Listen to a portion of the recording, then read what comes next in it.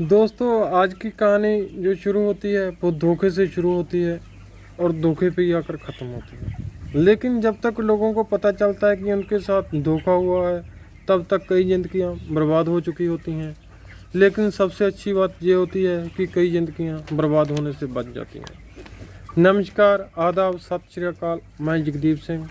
दोस्तों, आज की जो कहानी मैं आपको सुनाने जा रहा हूँ, ये सच्ची कहानी दिल्ली के दावड़ी थाना क्षेत्र की है, जहाँ की एक लड़की है जिसका नाम है प्रियंका सैनी। वो काफ़ी परेशान है और किसी की तलाश कर रही है। उसने कई लोगों से भी जानकारी जुटाने की कोशिश की, लेकिन वो जिस व्यक्ति को ढूंढ रही है, तलाश कर रही है, वो इसको नहीं मिलता। आखिरकार उसने फेसबुक पे एक आईडी बनाई और उस लड़के को वहाँ ढूंढना शुरू कर दिया। जैसे ही उस लड़के का नाम सर्चिंग में डालती है तो एक साथ 100 से भी ज़्यादा लड़कों की लिस्ट निकल कर सामने आ जाती है, लेकिन उसे तलाश थी एक की। आखिरकार कड़ी मशक्क़त के बाद वो एक लड़का इसे मिल जाता है।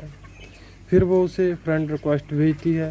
फ्रेंड रिक्वेस्ट कई घंटों के बाद एक्सेप्ट कर ली जाती है, जिसको देखकर ये बहुत खुश होती है। आखिरकार इन दोनों की बातचीत शुरू हो जाती है और बातचीत कब दोस्ती में बदल जाती है पता ही नहीं चलता। ये लड़की लगातार उससे चैटिंग कर रही है, उसके बारे में जानना चाहती है और उसे मिलना चाहती है। बस एक ही हसरत है कि मुझे तुमसे मिलना है। इसके लिए उसने मैसेंजर में अपना पर्सनल नंबर, जिस पे व्हाट्सएप चलता है, वो छोड़ दिया और कहती है कि मुझे आपसे बात करनी है। जब भी आपके पास फुर्सत हो, एक बार मुझे फ़ोन कॉल ज़रूर करना। आखिरकार वो दिन, वो टाइम भी आता है जब लड़का इससे बातचीत करता है। दोनों की बातें ज़्यादा गहराई से होने लगती हैं। दोनों एक दूसरे से बातचीत करते हैं, लेकिन दिलचस्प बात ये होती है कि ये दोनों अपनी पर्सनल डिटेल एक दूसरे के साथ शेयर नहीं करते। आखिरकार लड़की डिमांड करती है कि मुझे तुमसे मिलना है, मैं तुम्हें फेस टू फेस देखना चाहती हूँ। लड़का हामी भर देता है और एक जगह मुकर्रर होती है जहाँ मिलना है, लेकिन लड़का वहाँ नहीं पहुँचता। लड़की वहाँ इंतज़ार करती रहती है। फिर दूसरी बार ऐसा ही होता है। लड़की बात करती है, लड़का फिर दूसरी जगह बताता है।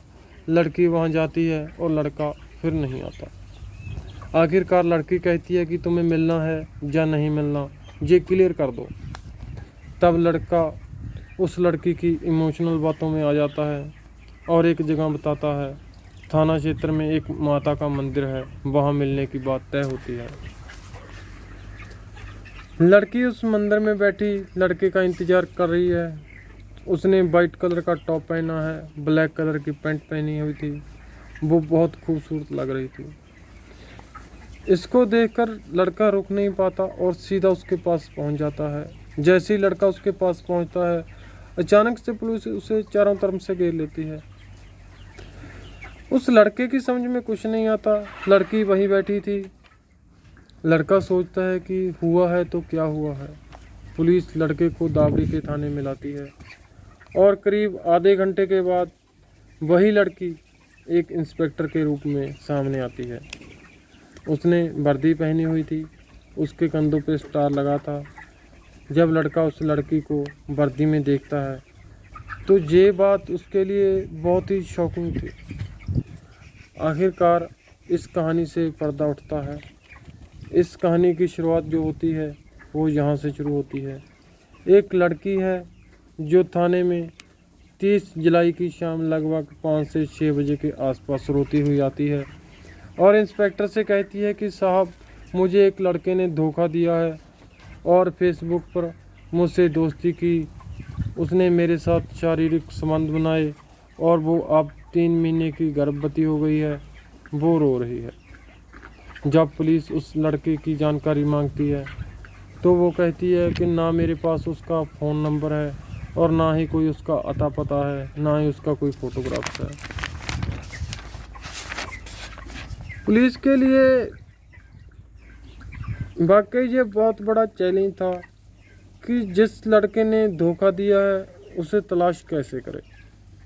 ये महिला इंस्पेक्टर, जिसका नाम प्रियंका सैनी है, वो भी इस पूरे वाक़ये को सुन रही थी और तभी उसके दिमाग में एक आइडिया आता है एक फेसबुक पर आईडी बनाने का। और यहीं से वो एक आईडी बनाती है। जब 100 से ज़्यादा लोगों को एक साथ एक नाम का देखती है तो वो खुद चकरा जाती है। इसी में वो उस लड़की की मदद मांगती है जिसको उस लड़के ने गर्भवती बना दिया था। वो लड़की पहचान लेती है कि हाँ यही है और उसका नाम था आकाश जैन। आकाश जैन से जब पुलिस सख्ती से पूछताछ करती है तो वो कहता है कि उसे फेसबुक पर लड़कियों से बात करना बहुत पसंद था। दरअसल महिला इंस्पेक्टर ने आकाश जैन को पकड़ने के लिए एक जाल बना था उस फर्जी फेसबुक आईडी का। जाल ऐसा बना था कि वो इस जाल में फंस जाता है, उलझ जाता है और जब पकड़ में आता है तो एक के बाद एक कई चौंकाने वाले खुलासे करता है। वो स्वीकार करता है कि उसने कई लड़कियों के साथ फेसबुक पर दोस्ती की, लेकिन वो कभी भी अपना नंबर नहीं देता था और अपने बारे में कोई भी जानकारी नहीं देता था। और यही कारण था कि वो उन लड़कियों के करीब जाकर उनसे दोस्ती करने के बाद उनके साथ दुष्कर्म करता था। पुलिस की पूछताछ में सामने आया कि उसने लगभग 5 लड़कियों के साथ दुष्कर्म की बात स्वीकार की है। पुलिस का अंदाज़ा है कि इसने ज़्यादा लड़कियों के साथ अपनी हवस को पूरा किया होगा, उनको अपना शिकार बनाया होगा। कहानी धोखे से शुरू होती है और धोखे पे ही आके ख़त्म होती है। प्रियंका सैनी, जिसको सल्यूट करने का मन करता है, उसने ना केवल अपनी सूझबूझ का अकल का इस्तेमाल करते हुए उस लड़के को पकड़ा, बल्कि और कई लड़कियों की ज़िंदगी बर्बाद होने से बचा ली। जब उस लड़के के बारे में कुछ जानकारी जुटाई जाती है तो पता चलता है कि ये युवक द्वारिका में चूड़ियों की दुकान में काम करता था और वहीं पे महिलाओं से किस तरह से बात करते हैं, किस तरह से उन्हें इम्प्रेस करते हैं, ये तरीका वहीं पे सीखा था। वो बहुत ही शातिर किस्म का है। पुलिस ने उसके खिलाफ़ गंभीर धाराओं में मुकदमा दर्ज कर लिया है और पुलिस की कोशिश है कि वो आसानी से ना छूटे। और पुलिस ने एक रिक्वेस्ट भी की है कि इस लड़के ने जितनी भी लड़कियों के साथ गलत काम किया है वो सामने आए, ताकि इस पर और भी गंभीर धाराओं में मुकदमा दर्ज किया जा सके, कार्रवाई की जा सके। दोस्तों, इस कहानी को सुनाने का उद्देश्य किसी को परेशान करना नहीं है, किसी का दिल दुखाना नहीं है, बल्कि आपको जागरूक करना है।